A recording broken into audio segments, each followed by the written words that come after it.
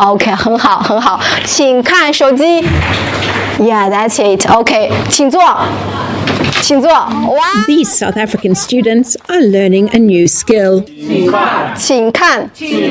In Chinese, we say 学习中国文非常棒 which means learning Chinese is amazing. Mandarin is taught here at the University of Venda. It's one of the hundreds of Confucius Institutes set up by China around the world, some 60 of which are in Africa. 请站。哦。 But this one, which opened its doors earlier this year, is slightly different from the institutes in Johannesburg and Cape Town. 星期三。 University of Venda is in a far-flung rural area of the country.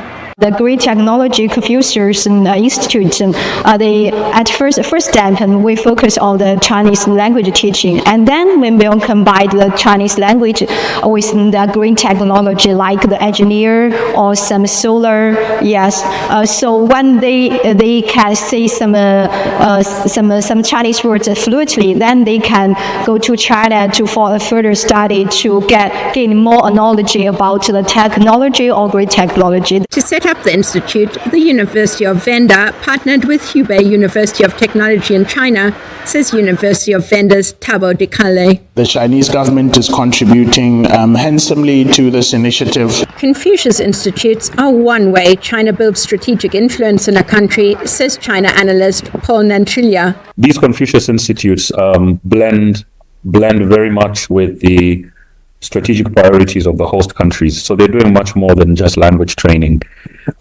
So in Venda, as we mentioned, South Africa is in an energy crisis, and therefore it's trying to provide a solution, which is green technology, to see how that might be developed and to build that capacity, which is one of the strategic priorities of the South African government. But in many Western countries, Confucius Institutes are seen as propaganda machines.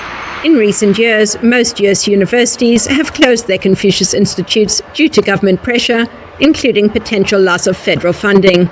Some European countries have also shut down Confucius Institutes.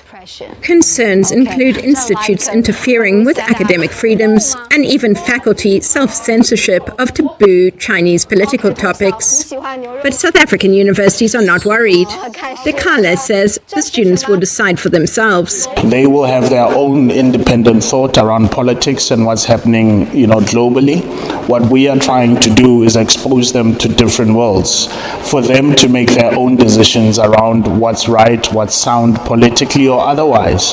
China is South Africa's biggest trading partner, and students hope Chinese language skills will give them an edge when it comes to the job market. I'm studying international relations, and Chinese is one of the UN languages, so it's really wanted up there. So with high unemployment levels in the country, many of these students share his belief.